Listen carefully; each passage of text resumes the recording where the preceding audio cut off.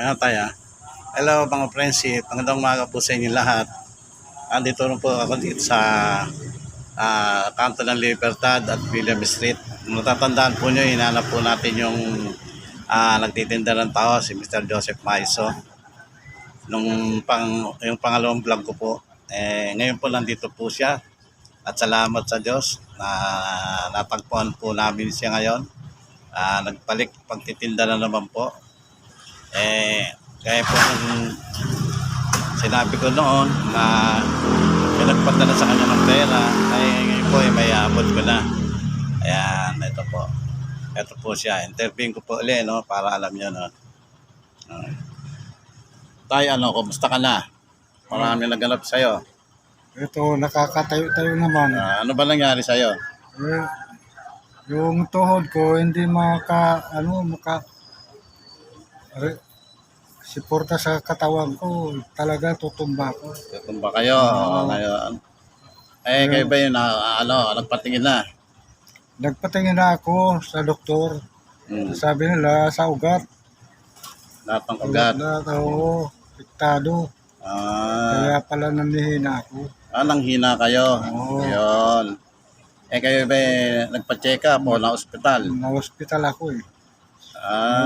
Na-hospital ako mga 4 na araw siguro. 4 na araw. Ayun. 4 na araw po siyang na-hospital, mga friendship. Kaya naman po, pala nangyari sa kanya. Kayo ba marami reseta? Hindi naman masyado marami. Kasi sa ugat lang naman.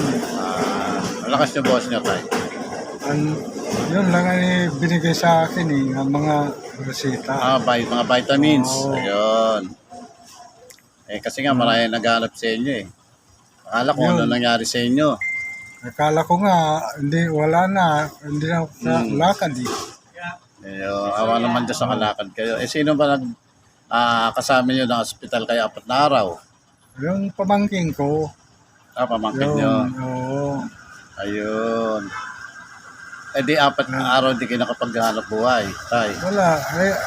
4 na araw talaga. Hindi lang. 1 buwan ka mo. 1 buwan. Oo. Hindi pa na nila ako papitinda eh. Kaya kailangan 4 na buwan. Okay. Pagpahinga. Para sumulit ang lakas mo.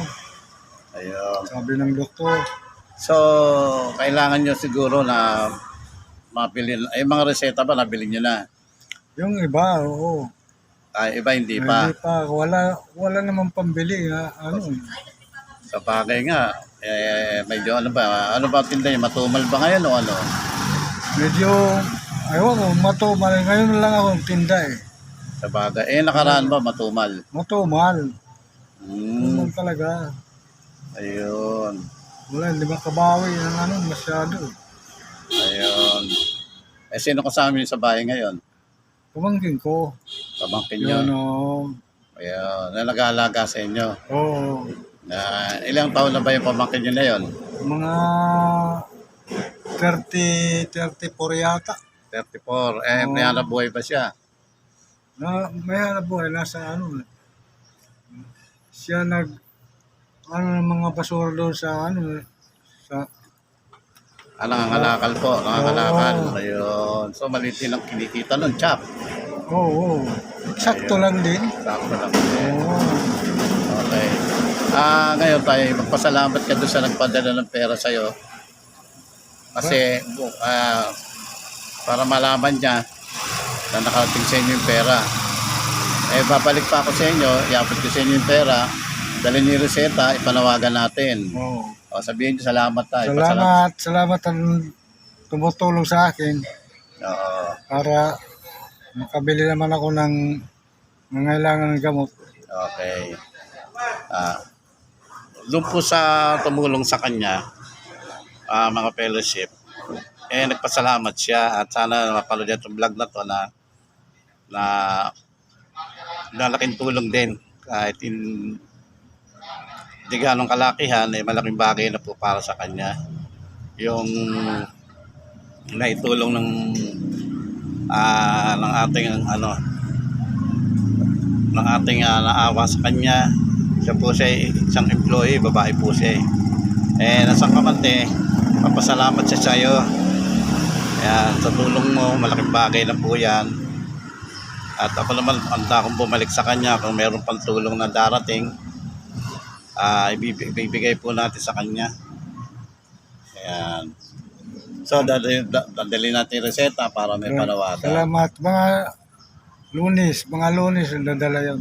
Okay, sige. Babalik ako sa inyo ha. Oo, Lunes. Okay, sige. Mag-ingat kayo ha. Oo. Okay, sige. So, hanggang dito na lamang at ako'y babalik pa sa kanya. Hindi po natatapos dito ang lahat. Ayan po. Salamat po. Salamat. At natagpuan natin siya. Ito, maraming nagmamahal sa kanya. Kaya po, panalangin po natin ang kanyang paggaling. Hanggang dito na lang po. Salamat sa inyo lahat. Salamat lahat ang tumutulong sa akin. Malaking pasalamat ko yun. Okay. Sige tayo ha. Mag-ingat kayo ha. Okay. Babalik ako sa inyo ha. Okay. Salamat. 6 minutes.